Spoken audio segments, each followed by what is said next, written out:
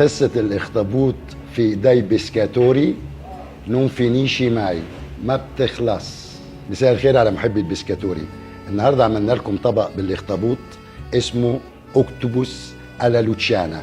الطبق ده طبق انتيك جاي من نابولي الجنوب، والطبق ده اسمه لا لوتشانا.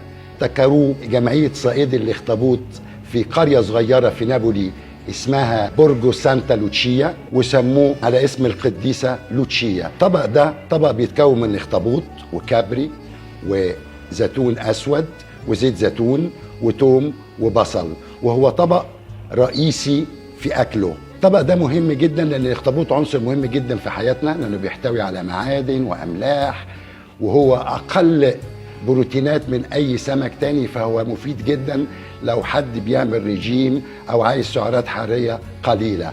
ويحتوي على الفوسفور، والفوسفور ده مهم جدا جدا في حياتنا لانه عنصر مهم في بناء العظام وبناء الاسنان. فالاوكتوبوس الا لوتشانا حقيقه طبق جميل جدا. لازم تفكر ده معمول من جمعيه صائدي الاخطبوط، ففكر قد ايه هو حقيقه طبق طيب وشهي.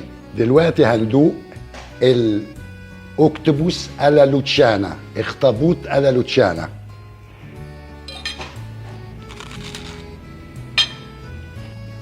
una punta